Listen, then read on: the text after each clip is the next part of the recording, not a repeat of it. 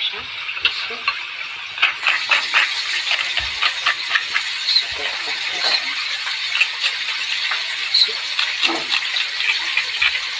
جميلة جدا ما شاء الله عليه زي ما انتوا شايفين اهو. الله عليها. سامعين القرمشة تحفة ازاي؟ تعالوا بقى ايه نفتح بقى الجناح كده من جوه ونشوف جماله. الله عليها. اللحمة طبعا مستوية من جوه اهيت وبيضة بتتكلم عن نفسها ما شاء الله. شايفين جميلة ازاي؟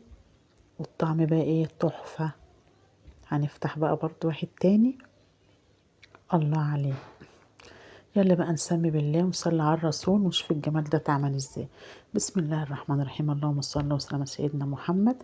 انا طبعا الاجنحه زي ما انتم شايفين اهوت انا غسلاها ومفتحاها طبعا، بس كانش عايزه ادخل فيها التوابل الجميله دي.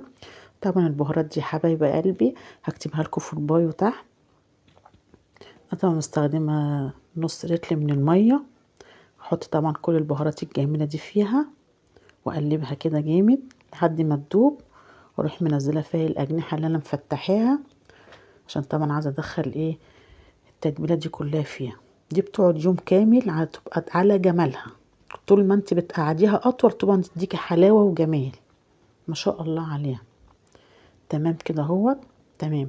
قعدت يوم كامل يا حبايب قلبي زي ما انتوا شايفين اهوت. تعالوا بقى ايه نجهز الكفر بتاعنا بعد طبعا ما اطلعها من التتبيله. التتبيله طبعا انا مش هرميها، انا هنزل فيها مكعبات من التلج زي ما انتوا شايفين اهوت. نجهز بقى الكفر. مستخدمه نص كيلو من الدقيق و3 معالق كبار من النشا هرميه، وكيس فيجيتار اللي هو الصغير ده فيه 3 معالق حار، ونص طبعا معلقه من البيكنج باودر.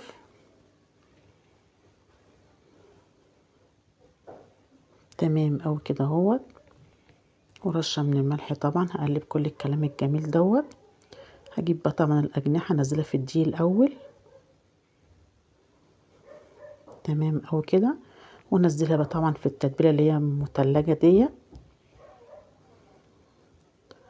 نزل كده وطلع تاني برضو في الكفر دوت اللي هو الدقيق المتبل. طبعا عندي زيت غزير على النار زي ما انتوا شايفين اهو ما شاء الله عليها. طبعا الزيت عندي ساخن جدا، بس انا هوطي النار برضو عشان عايزه اللحم يستوي من جوه. تمام اوي كده ما شاء الله عليها تحفه، وتنفعك في رمضان. اللهم بلغنا رمضان يا رب. تمام. شايفين جميل ازاي؟ عامله زي الفرخه الكامله، بس هي طبعا دي اجنحه ما شاء الله عليها. الله عليها وعلى ريحتها تحفه.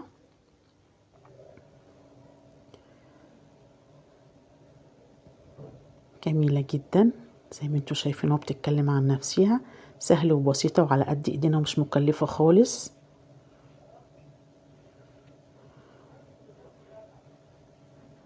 اولادي كلها هيحبوها. تعالي بقى نجهز طبقنا الجميل. طبعا حاجه بسيطه كده لفته كده العين بتاكل قبل البق.